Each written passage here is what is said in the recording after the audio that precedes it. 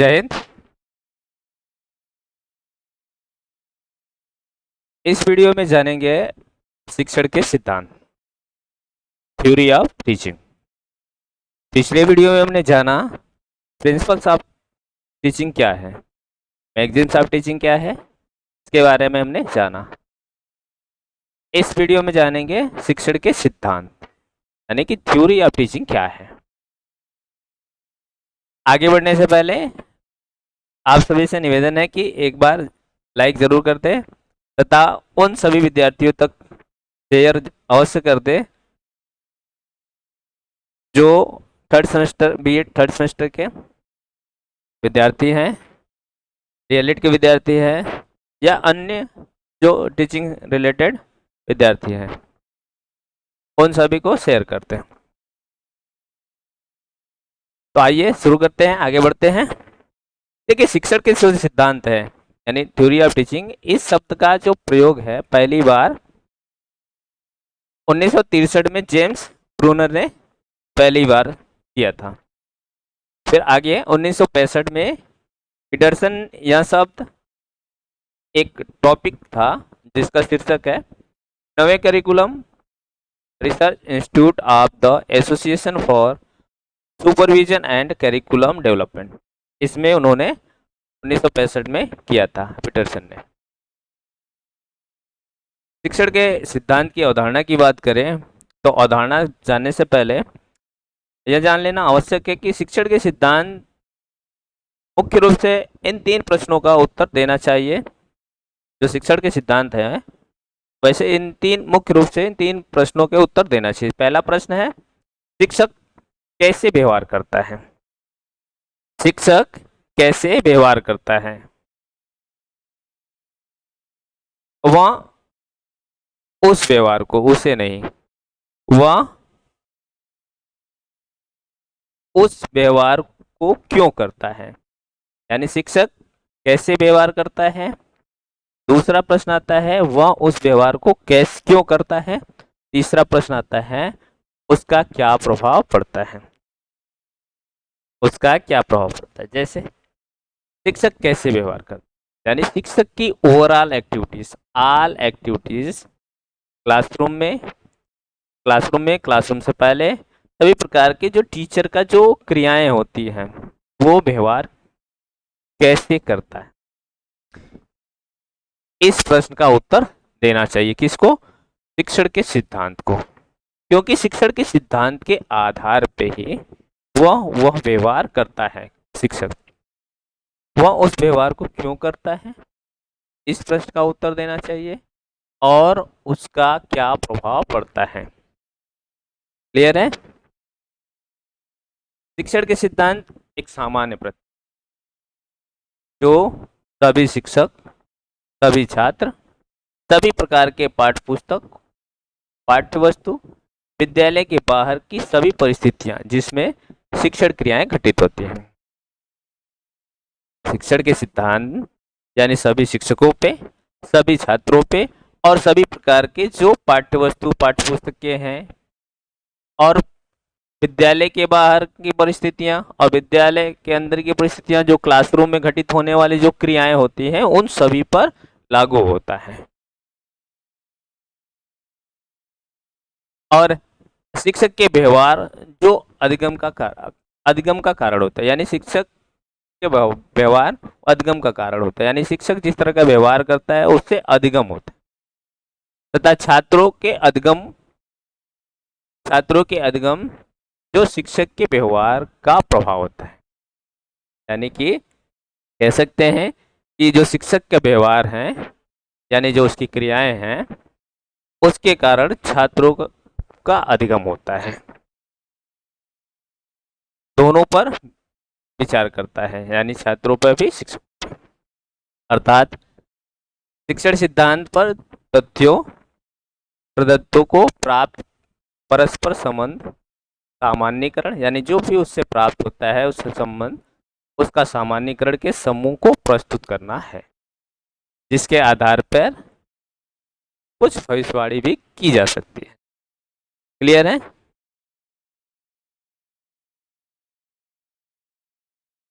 आगे शिक्षण के सिद्धांत की कुछ परिभाषाएं हैं जो इस प्रकार हैं।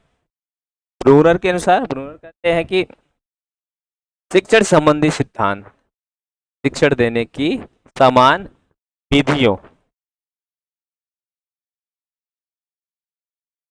समान ये विधियों हैं,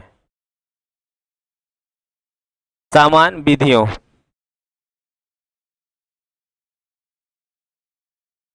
समान विधियों की व्यवस्था करता है।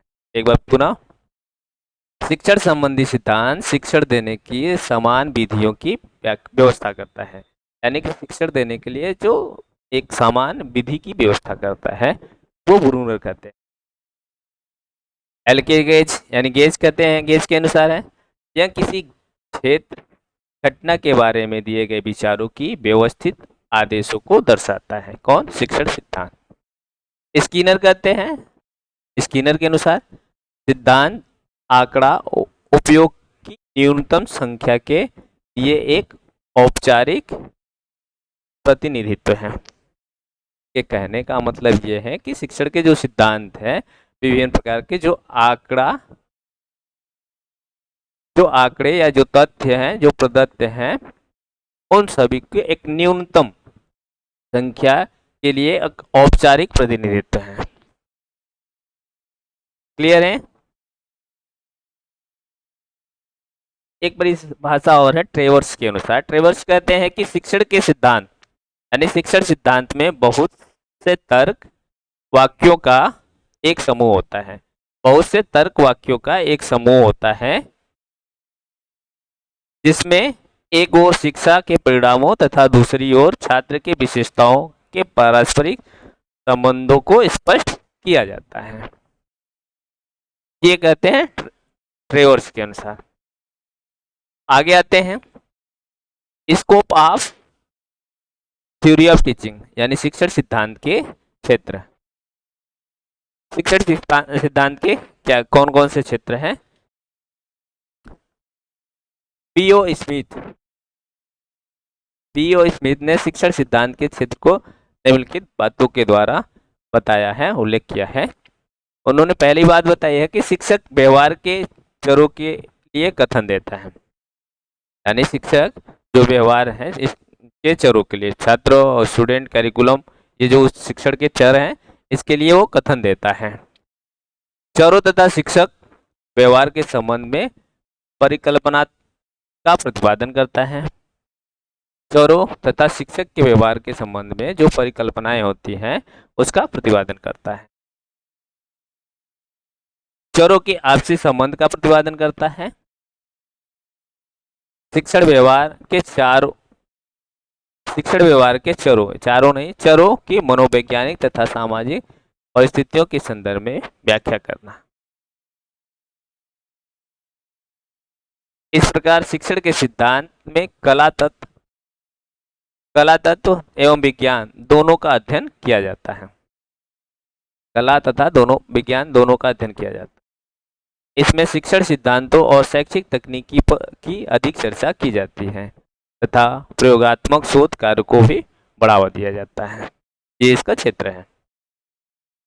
अगली बात आता है शिक्षण सिद्धांत की आवश्यकता एवं महत्व कह सकते हैं, need and importance of theory of teaching. देखिए शिक्षण सिद्धांत की आवश्यकता और महत्व क्या है। ठीक है, शिक्षा सिद्धांत यानी शिक्षण सिद्धांत यह बताता है कि यदि कोई पढ़ाना चाहता है तो वो किस प्रकार से सही तरीके से पढ़ा सकता है, इसलिए इसकी आवश्यकता होती है। यानी कोई व्यक्ति या टीचर या कोई भी पढ़ाना चाहता है तो वो अपने शिक्षण को किस प्रकार से बेहतर कर सकता है, अच्छे ढंग से पढ़ा सकता है, इसके लिए आवश्यकता है। वह किस प्रकार से अपने शिक्षण कार्यों में सुधार कर सकता है, इसके लिए आवश्यक है, महत्वपूर्ण है। शिक्षक का कार्य छात्र के व्यवहार में अपेक्षित परिवर्तन करना है, इसलिए भी आवश्यक होता है शिक्षण के सिद्धांत। शिक्षण के प्रभावी स्वरूप की जानकारी प्रदान करना, यानी किस प्रकार से शिक्षण को प्रभावशाली बना सके, यानी इसके लिए भी शिक्षण के सिद्धांत की आवश्यकता होती है। अगला कि पुराने शोध कार्यों को नवीन शोध के अनुपोषण, यानी जो पुराने शोध हुए हैं उससे नए शोध के लिए, उसे अनुपोषण तथा आगामी शोधों के लिए उसको क्या देता है, दिशा निर्देश देता है। ये शिक्षण के सिद्धांत उसको क्या, नवीन शोधों के लिए दिशा प्रदान करता है, इसलिए भी आवश्यक है। शिक्षण सिद्धांत के द्वारा शिक्षण परिस्थितियों को सरल, स्पष्ट ढंग से प्रस्तुत किया जा सकता है, इसलिए शिक्षण सिद्धांत की आवश्यकता होती है। शिक्षा सिद्धांत या शिक्षण सिद्धांत शिक्षण के नियोजन, शिक्षक नहीं है, शिक्षण के नियोजन, व्यवस्था, मूल्यांकन के लिए व्यवहारिक तथा वैज्ञानिक आधार प्रदान करता है। यानी शिक्षण परिस्थितियों की व्यवस्था करना, उसके नियोजन प्लानिंग करना, उसका मूल्यांकन करना, उसके लिए व्यवहारिक तथा वैज्ञानिक दोनों प्रकार का आधार प्रदान करता है। अगला है कि इससे शोधकर्ता और शिक्षणकर्ता के बीच ये हो नहीं रहे, शोधकर्ता और शिक्षणकर्ता के बीच संप्रेषण विचारों का आदान प्रदान में भी सहायता मिलती है, इसलिए शिक्षण सिद्धांत की आवश्यकता है। अगली आवश्यकता है कि अच्छे शिक्षण तथा सुधार करने की सहायता प्रदान करता है। शिक्षण को किस प्रकार से बेहतर करें तथा जहाँ पे कमियां हो उसको किस प्रकार से सुधार करें, इसके लिए शिक्षण सिद्धांत की आवश्यकता होती है। अगला आवश्यकता या महत्व इस प्रकार है, सीखने के लिए समुचित परिस्थितियां उत्पन्न करने के लिए आवश्यक होती है। लर्निंग एनवायरनमेंट क्रिएट करने के लिए आवश्यक होती है। अधिगम तथा शिक्षण के साथ संबंध की व्याख्या करने के लिए आवश्यक है, इसके लिए आवश्यक है। और शिक्षण सिद्धांत वर्तमान ज्ञान को संगठित करने के लिए भी आवश्यक होता है। अगला है शिक्षण सिद्धांत विभिन्न प्रकार के शिक्षण के विभिन्न अवधारणाओं के विषय में ज्ञान प्रदान करने के लिए आवश्यक होता है, कि शिक्षण विभिन्न प्रकार के जो भी विषय हैं उसकी अवधारणाएं, जो कॉन्सेप्ट है उसको प्रदान करने में आवश्यक होता है। अगला है शिक्षण सिद्धांत प्रभावशाली शिक्षण तैयार करने तथा शिक्षण को प्रभावशाली बनाने तथा शिक्षण प्रविधियों युक्त को बेहतर, यानी प्रविधि युक्ति तकनीक को बेहतर बनाने के लिए आवश्यक होता है। अगली आवश्यकता शिक्षण सिद्धांत विभिन्न अनुदेशन प्रारूप के बारे में ज्ञान प्रदान करने तथा उसको उपयोग में लाने के लिए आवश्यक होता है, तथा उपयोग में लाने के लिए आवश्यक होता है, बांटने नहीं या उपयोग में लाने के लिए आवश्यक होता है। हमने जाना शिक्षण सिद्धांत क्या है, उसके क्षेत्र, उसकी आवश्यकता, महत्व।